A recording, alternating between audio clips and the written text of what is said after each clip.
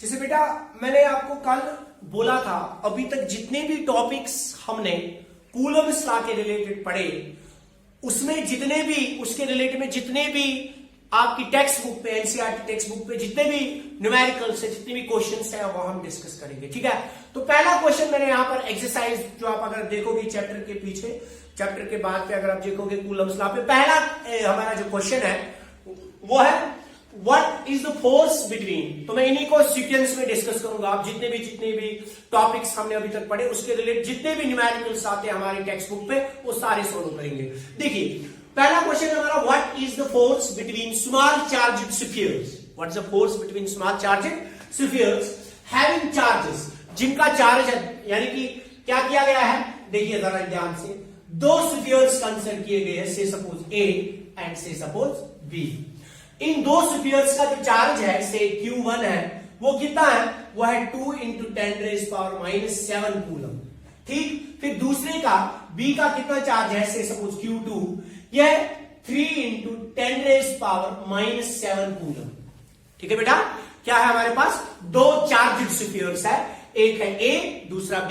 एक A का charge कितना है बेटा, वो है 2 इंटू 10⁻7 कूलम, और दूसरे का कितना है 3 इंटू 10⁻7 कूलम। नाउ फिर क्या आगे बताया गया है, प्लेस इट इन वैक्यूम, इनको वैक्यूम एयर में रखा गया है एट ए डिस्टेंस ऑफ, कितना डिस्टेंस है, डिस्टेंस इनके दरमियान जो है सेंट्रल है, डिस्टेंस जो है, डिस्टेंस यहां से यहां तक कितना है, वो बोला गया 30, लेकिन क्या है, सेंटीमीटर।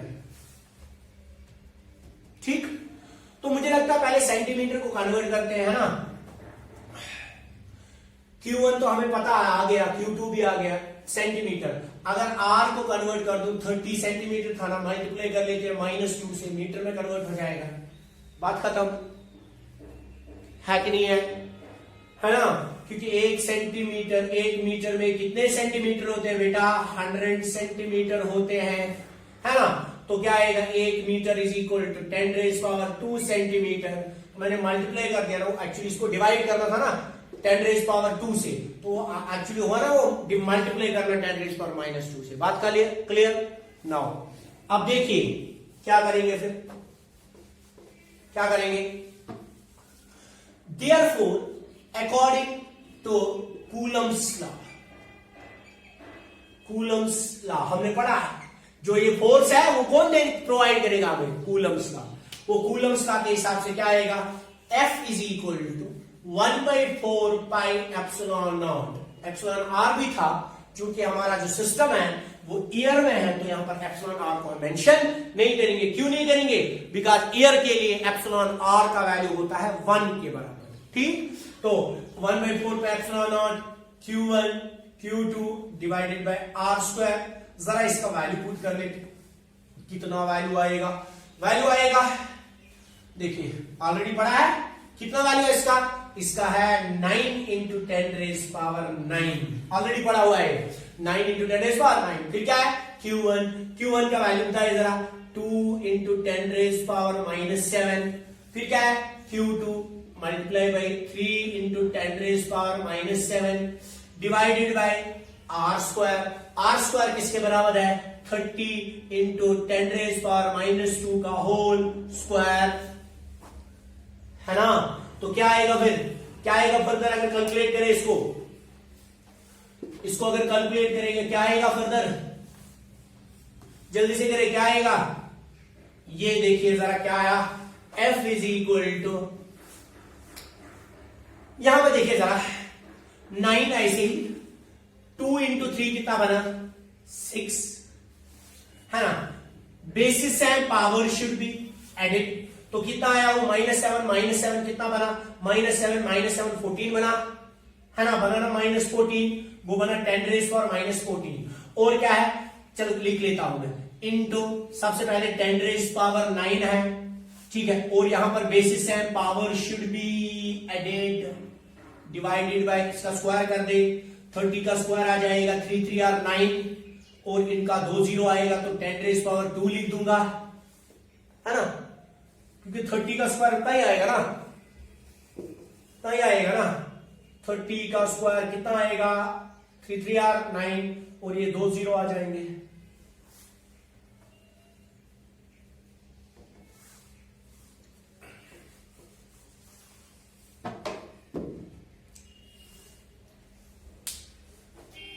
चलिए ये कितना बना, इंटू 10⁻⁻⁴ बना, 10⁻⁻⁴ बना।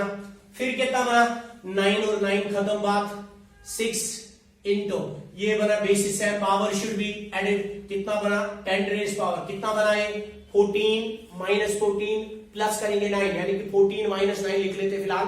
14 - 9 कितना बना, वो बना माइनस, पहली सबसे पहली बात माइनस बना, और क्या बना 5, डिवाइड में क्या है बेसिस है, power should be added, plus -4 plus 2 कितना बना 10⁻⁻2।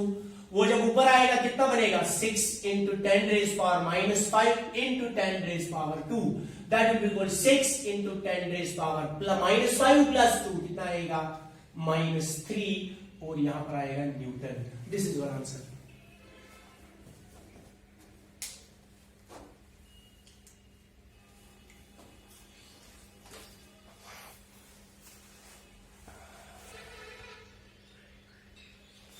चलिए एक और क्वेश्चन मैंने यहां पर लिखा टेक्स्ट बुक का। क्या है टेक्स्ट बुक का क्वेश्चन, क्या है जरा ध्यान से देखिए। क्वेश्चन है the electrostatic force on a small sphere of charge is, यानी एक स्फीयर का चार्ज क्या है, is 0.4 microcoulomb due to another sphere of charge -0.8 microcoulomb in air is 0.2 newton. यानी कि दो हमारे पास दो स्फीयर्स है, से सपोज ए एंड बी, इनका कुछ चार्ज है, ये एक दूसरे के ऊपर एक फोर्स एक्सर्ट करते हैं, वो भी हमें फोर्स दिया हुआ है, कितना दिया हुआ है 0.2 न्यूटन, यानी 0.2 न्यूटन दिया हुआ है। अब हमें क्या निकालना है, हमें निकालना then what is the distance between the two spheres. बड़ा सिंपल सा क्वेश्चन है, जरा यहां पर ध्यान से देखिए जरा। एक स्फीयर ए है, दूसरा स्फीयर हमारे पास है बी। ए के पास चार्ज है 0.4 माइक्रोकूलम और बी के पास चार्ज है -0.8 माइक्रोकूलम, ठीक है। और ये एक दूसरे के ऊपर फोर्स एक्सर्ट करेंगे, वो फोर्स भी हमें दिया है 0.2 न्यूटन, फोर्स भी हमें दिया हुआ है 0.2 न्यूटन। फिर हमें क्या निकालना है, हमें बताना है ये कितना डिस्टेंस है इनके बीच में, हमें निकालना है एक्चुअली आर, डिस्टेंस निकालना है, ठीक। तो क्या करें, सबसे पहले डेटा को कलेक्ट कर लेते, प्रॉपर मैनर में लिखते हैं हम, डेटा को प्रॉपर मैनर में लिखते, लाइक Q1 हमारा क्या है, Q1 है 0.4 माइक्रोकूलम। मैं इसको लिख सकता हूं ना, सबसे पहले 0.4 इंटू माइक्रो का मतलब 10⁻⁻6 कूलम होगा। तो अगर इस डेसिमल को खत्म करेंगे ना, डेसिमल को खत्म करेंगे तो नीचे 10 आएगा, वो ऊपर मल्टीप्लाई में चला जाएगा, क्या बनेगा 4 इंटू 10⁻⁻7 कूलम। ये समझ में आया कैसे, देखो 0.4 था ना, मैं इसको ऐसे लिख सकता हूं 4 डिवाइडेड बाई 1 10, तो वो आएगा पावर 1 है ना, वो आएगा ना 4 इंटू 10⁻⁻1। ये बेसिस है, power should be added to 6 -1 कितना बना -6 -1 कितना बना -7। बोले क्लियर, ठीक है। तो कितना आया, ये आ गया हम 8।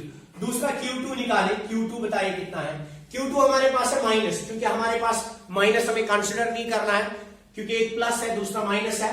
तो ऑब्वियसली अगर हमें पूछा गया होता इस क्वेश्चन में what is the nature of force, तो ऑब्वियसली वो अट्रैक्टिव होता, ठीक है। क्योंकि हमें ऐसा कुछ नहीं पूछा गया है, तो हमें यहां पर माइनस के साथ कोई डीलिंग नहीं है, क्योंकि हमने स्टेटमेंट में भी पढ़ा हुआ है force is directly proportional to product of magnitude of the charge, that means we have to mention only the magnitude here, ठीक है। तो आएगा, तो Q2 क्या आएगा, वो आएगा 0.8 माइक्रोकूलम, वो आएगा 0.8 इंटू माइक्रो का मतलब 10⁻⁻6 कूलम। अगर इसको भी सॉल्व किया जाए कितना आएगा, Q2 will be equal to how much, it will be equal to 8 into, ये समझा ना मैंने, इसके बदले 0 आएगा, 10⁻⁻ क्या आएगा -7 कूलम। बात खत्म, आ गया Q1 Q2, ठीक है। तो अब हमें क्या निकालना है, अब हमें निकालना है ये क्या नाम है इसका, distance according to Coulomb's law. Coulomb's law क्या है, Coulomb's law F is equal to 1/4 pi epsilon naught Q1 Q2 divided by r square. बताइए, हमें फोर्स चाहिए होता था ना, लेकिन अभी नहीं ना चाहिए। अभी क्या चाहिए? अभी हमें आर चाहिए ना, तो इसको शिफ्ट कर लेते हैं। यहां बनेगा ना r square is equal to 1/4 pi epsilon naught Q1 Q2 divided by आएगा F। सारे वैल्यूज पता है, बस कैलकुलेशन करनी, बहुत सिंपल क्वेश्चन है। That means r square is equal to किसके बराबर? इसके बदले आएगा 9 into 10 raise power 9, 9 into 10 raise power 9 into Q1 के बदले ये वैल्यू निकाला हुआ है 4 into 10 raise power minus 7 into Q2 के वैल्यू भी निकाला हुआ है 8 into 10 raise power minus 7 divided by क्या किया गया है? Divided by 0.02। बात खत्म। सिंपल सी कैलकुलेशन है आप, ठीक है।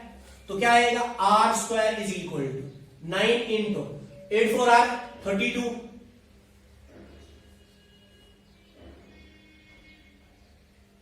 इंटू कितना आएगा? बेसिस है power should be added 10 raise power minus 14 divide by 0.2 यानी 0.2। वो कितना आएगा? R square is equal 9 into 10 raise power 32 into यहां पर बेसिस है पावर शुड बी एडेड, कितना बनेगा वो? 10 रेज़ पावर माइनस 5 डिवाइड में क्या आएगा? 2। इसको ऐसे लिखिए 2 इंटू 10 रेज़ पावर माइनस 1, है ना। तो वो कितना आएगा? वो आएगा 9 इंटू 32 इंटू 10 रेज़ पावर, ये माइनस 1 जब ऊपर आएगा तो प्लस बनेगा, वो 10 रेज़ पावर माइनस 4 आएगा डिवाइड में आएगा 2, ठीक है। 2 1 आर 2 6 आर, ठीक है।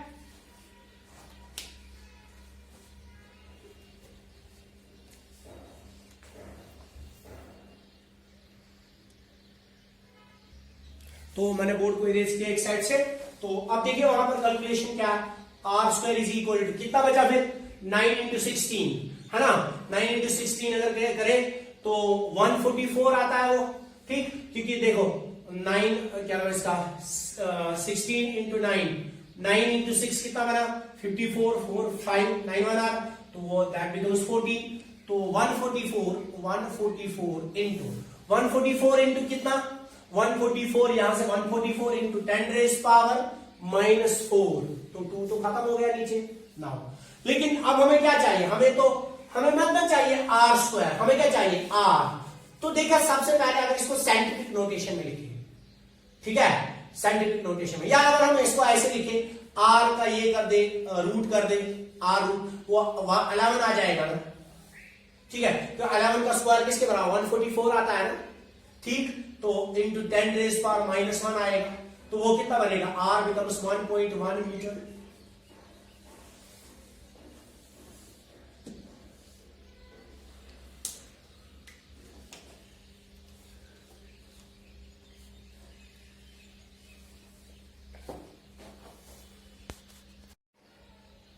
अब मैंने वहां से बोर्ड इरेज कर दिया। अब जरा सिंपल सी कैलकुलेशन है हमारा, सिंपल सी कैलकुलेशन है। R square is equal to क्या बचा था? 9 इंटू 16। 9 इंटू 16 अगर देखा जाए, 9 इंटू 16 या 16 इंटू 9 अगर देखा जाए तो कितना आएगा? 9 6 आर 54, तो 4 आ गया, 5 कैरी, 9 1 वो 9 हुआ, 9 प्लस 5 इज 14, तो 144, दैट इज 144 इंटू फिर क्या आ गया? इंटू क्या आ गया? 10 raise power minus 4, 10 raise power minus 4, ठीक है।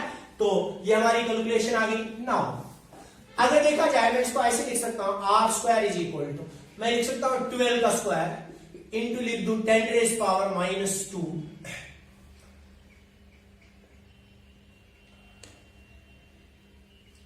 ये 4 ही रहने देते हैं, या मैं ऐसे भी लिख सकता हूं इसको 2 होल रेज़ पावर 2, है ना, ठीक है। तो क्या आएगा फिर क्या आएगा? अगर स्क्वायर रूट ले ले, दोनों साइड से रूट ले ले, तो क्या आएगा? अगर रूट ले ले दोनों साइड से,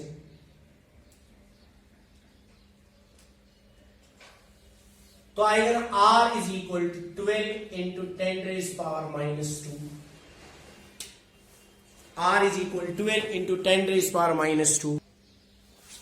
नाउ एक और क्वेश्चन मैंने यहां पर लिखा, एक और क्वेश्चन क्या है जरा देखिए ध्यान से। क्वेश्चन है if 10⁻⁹ electrons move out of a body to another body every second, यानी कि एक बॉडी से दूसरी बॉडी की ओर इलेक्ट्रॉन्स मूव कर रहे हैं। कितने इलेक्ट्रॉन्स मूव कर रहे हैं? 10⁻⁹, यानी कि हर एक सेकंड पे एक बॉडी से दूसरे बॉडी की ओर इलेक्ट्रॉन्स मूव कर रहे हैं। कितने कर रहे हैं? 10⁻⁹ इलेक्ट्रॉन्स मूव कर रहे हैं। ठीक है बेटा। अब हमें क्या पूछा गया? How much time is required to get a total charge of 1 coulomb, यानी फिर बताओ आप लोग कि कितना टाइम लगेगा एक बॉडी को जो गेन कर रही है इलेक्ट्रॉन्स को, एक बॉडी को कितना टाइम लगेगा, कितना चार्ज गेन करने में, कितना चार्ज गेन करने में 1 coulomb on the other body, यानी कि कितना टाइम लगेगा। देखिए से अगर हमारे पास 2 बॉडीज है, बॉडी ए और बॉडी बी, मानते हैं? तो से सपोज अगर बॉडी ए से इलेक्ट्रॉन्स मूव कर रहे हैं, ठीक है, इलेक्ट्रॉन्स मूव कर रहे हैं कहां की ओर? बॉडी बी की ओर। तो कितने इलेक्ट्रॉन्स मूव कर रहे हैं? 10⁹ इलेक्ट्रॉन्स पर सेकंड मूव कर रहे हैं। ठीक है। अब जब ये यहां जाएंगे ना बॉडी बी के पास, ऑब्वियसली इसके पास क्या आएगा? फिर चार्ज आ जाएगा। हमें बताना है कितना टाइम लगेगा, कितना टाइम लगेगा सो दैट इस बॉडी बी के पास चार्ज आ जाए 1 कूलम। कितना टाइम लगेगा सो दैट इस बॉडी बी के पास चार्ज आ जाए कितना? 1 कूलम। देखो बेटा सिंपल सा कॉन्सेप्ट है, सिंपल सा कॉन्सेप्ट है, मैं आपको सिंपल ही पढ़ाता हूं, सिंपल ज्यादा नहीं जाएंगे। देखिए सिंपल सा कॉन्सेप्ट एक है, हमें पता है 10th में पढ़ा था हमने, current is equal to charge divided by time. पहली बात, current is equal to charge divided by time एक डेफिनेशन है, या हम लिख सकते हैं ऐसे भी लिख सकते हैं डिफरेंशियल, ठीक है ना, इंस्टेंटेनियस करंट की अगर बात करें हम लिख सकते हैं I is equal D q upon d T. 2 definitions और दोनों में यहां पर यूज करूंगा। क्या बोला मैंने बोला कि current is equal to charge divided by time. Current on a body is equal total charge on a body divided by time. So हमें चाहिए क्या? हमें चाहिए टाइम। मैं लिखूंगा और time is equal to charge divided by current. Charge divided by current. अच्छा तो बताइए जरा total charge on a body कितना होना चाहिए हमारे पास? 1 कूलम होना चाहिए, वही से बता रहा है। अच्छा डिवाइडेड बाई करंट, लेकिन करंट जो है ना it is because of now the electrons flow कर रहे हैं। ठीक, अब सबसे पहले निकालेंगे यहां पर इस I के बदले में लिख सकता हूं मैं यहां पर D q upon d T. That means time हमें तभी आएगा, 1 कूलम तो हमें पता है ना, हमें निकालना पहले पड़ेगा d q upon d t. D q upon d t. देखिए d q upon d t मैं कैसे निकालता हूं, ध्यान से देखिएगा बेटा, ध्यान से। हमने एक इक्वेशन पढ़ी हुई है, इक्वेशन ऑफ क्वांटाइजेशन। वहां पर हमने पढ़ा था equation of quantisation, that total charge is equal to plus minus n into e. ठीक है बेटा, तो या मैं ऐसे भी लिख सकता हूं total charge is equal to n into e. ठीक है बेटा, तो देयरफॉर मैं लिख सकता हूं ना d q by d t is equal to, ठीक है, क्यू के बदले क्या लिखूं बेटा? मैं लिखूंगा डी बाई डी टी और क्यू के बदले क्या लिख लूं? एन इंटू ई। क्यू के बदले क्या आएगा? एन इंटू ई आएगा। ठीक है, यहां से ये चार्ज है तो मैं लिखा एन इंटू ई। आप देखिएगा यहां पर एन होता है नंबर ऑफ इलेक्ट्रॉन्स, है ना, और ई होता है चार्ज ऑफ एन इलेक्ट्रॉन या magnitude of charge of an electron. अब चूंकि ये तो कांस्टेंट है, ये तो चेंज नहीं होगा, तो ये कांस्टेंट है तो बाहर आएगा, आपने पढ़ा है डिफरेंट कोएफिशिएंट वाला रूल, तो ई बाहर आएगा, बचेगा D by d T of D. किस चीज का?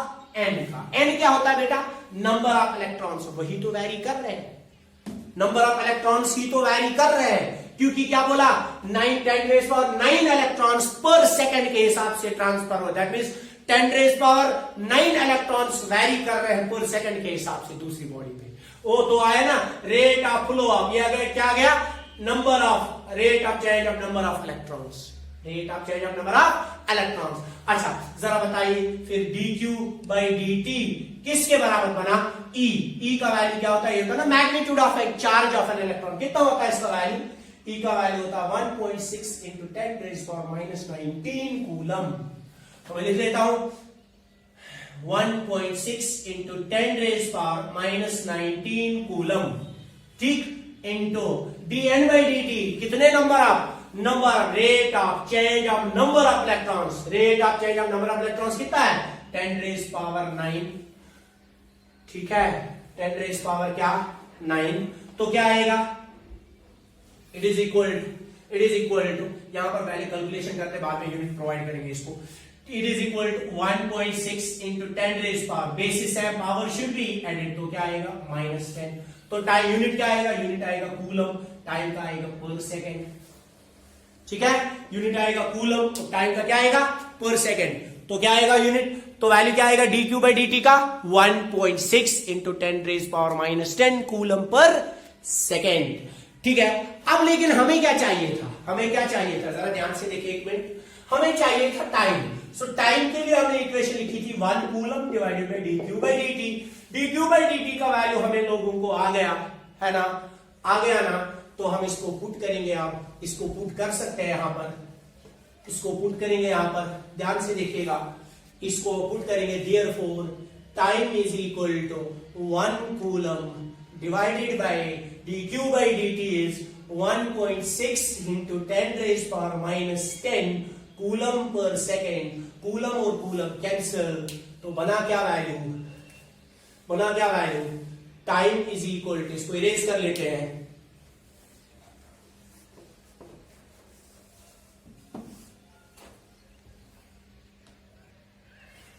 नाउ अगर देखा जाए तो क्या बचा फिर? 1 डिवाइडेड बाई 1.6 इंटू 10⁻⁻10, ठीक है। तो लेकिन क्या पर सेकंड, को सेकंड ऊपर आ जाएगा। इसको अगर आप कैलकुलेट करोगे you will get what? You will get 6.25 into 10⁻, ये -9 ऊपर आ आएगा, लेकिन क्या आएगा? सेकेंड। ये इतना आ जाए, सॉरी माइनस में प्लस 9 क्या आएगा? लेकिन सेकेंड। अगर इसको आप कैलकुलेट करेंगे हम लोग, अगर इसको हम क्या करेंगे? कैलकुलेट करेंगे इसको अगर ईयर्स में कन्वर्ट करें तो क्या आएगा? t is equal 6.25 into 10⁻9 seconds में। जरा बताइए इसको ईयर में पहले करते। एक साल में कितने दिन होते हैं? 365 है ना। 365 इंटू एक दिन में कितने घंटे होते हैं? 24, ठीक है, ठीक है। एक घंटे में कितने मिनट्स होते हैं? 60। एक मिनट में कितने सेकेंड्स होते हैं? 60 सेकेंड्स। डिवाइड होगा ना तभी तो ये, क्योंकि अगर ईयर को सेकंड में करना था तो मल्टीप्लाई करना था, अब चूंकि सेकंड को ईयर्स में करना है तभी डिवाइड करना पड़ा। तो इसको जब हम कैलकुलेट करते हैं तो हमारा वैल्यू जो है वो ऑलमोस्ट आता है 198 ईयर्स। 198 ईयर्स हमारा वैल्यू आता है।